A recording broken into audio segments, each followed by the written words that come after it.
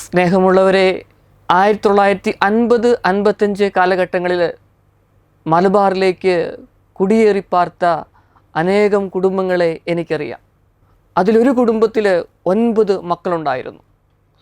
6ാമത്തെ ആൾ വലിയ നല്ല സ്മാർട്ടായിട്ടുള്ള ഒരു വ്യക്തിയായിരുന്നു. അദ്ദേഹം അന്നത്തെ കാലത്ത് 7ാം ക്ലാസ് വരെ പഠിച്ചു. പിന്നെ 15ാമത്തെ വയസ്സിൽ 2 ഏക്കർ സ്ഥലം സ്വന്തമായി കരസ്ഥമാക്കി. ഈ മാതാപിതാക്കൾ ബാക്കി 8 മക്കൾക്കും വീതം വെച്ചപ്പം ഈ മകന് മാത്രം വീതം കൊടുത്തില്ല. കാരണം എന്താ? അവൻ സ്വന്തമായി അധ്വാനിച്ചുണ്ടാക്കി 2 ഏക്കർ സ്ഥലമുണ്ട്, മറ്റ് സഹോദരങ്ങൾക്കൊക്കെ ഒന്നുമില്ല. അതുകൊണ്ട് ഇവന് വേണ്ടല്ലോ എന്ന് കരുതിക്കൊണ്ട് ഒന്നും കൊടുത്തില്ല. പക്ഷേ ചെറുതായിട്ടെങ്കിലും അവനെ സപ്പോർട്ട് ചെയ്യുക എന്നുള്ളത് അനിവാര്യമാണ്.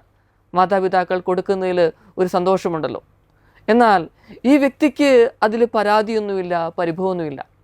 ഇദ്ദേഹത്തിൻ്റെ ജീവിത പങ്കാളിയും ഇദ്ദേഹം കൂടെ എൻ്റെ അടുക്കൽ വന്നു, പരാതി പറഞ്ഞു. ഇദ്ദേഹത്തിൻ്റെ ജീവിത പങ്കാളി പറഞ്ഞു, അച്ചോ, ഈ മനുഷ്യനൊരു പൊട്ടനാണ്, ഒന്നും ചോദിച്ചു മേടിക്കത്തില്ല.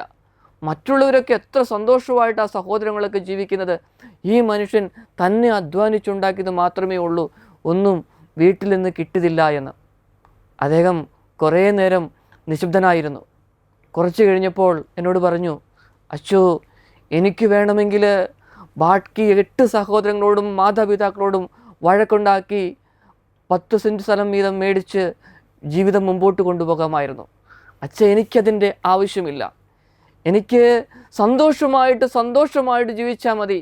ഞാൻ അവരോട് വഴക്കടിച്ചാൽ 8 സഹോദരങ്ങളും മാതാപിതാക്കളും എനിക്ക് അന്യമായിട്ട് മാറും. പിന്നെ ആ വഴക്കും ദേഷ്യവും ക്ഷമിക്കാൻ പറ്റാത്ത അവസ്ഥയുമെല്ലാം മനസ്സിലിങ്ങനെ കൊണ്ടു നടന്ന് വിഴുപ്പ് ഭാണ്ഡമായിട്ട് ജീവിതം തള്ളി നീക്കേണ്ട ഒരു അവസ്ഥാവിശേഷത്തിലേക്ക് വരും.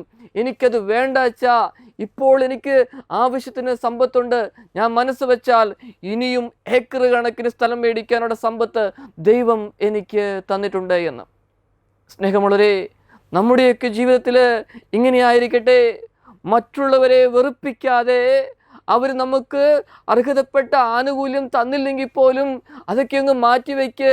ദൈവം നമുക്ക് കഴിവ് തന്നിട്ടുണ്ട്. അതെ, ഈ പുതുവത്സര ദിനങ്ങളിൽ ആ കഴിവ് ഉപയോഗിച്ചുകൊണ്ട് സമ്പാദിക്കാൻ, അതോടൊപ്പം തന്നെ നമ്മുടെ മനസ്സിന് ഭാരമാകാത്ത രീതിയിൽ ജീവിക്കുവാനായിട്ട്, സന്തോഷത്തോടെ സമാധാനത്തോടെ ജീവിക്കുവാനായിട്ട്, ആരോടും പകയില്ലാതെ വഴക്കില്ലാതെ ജീവിക്കുവാനായിട്ട് നമുക്ക് സാധിക്കണം.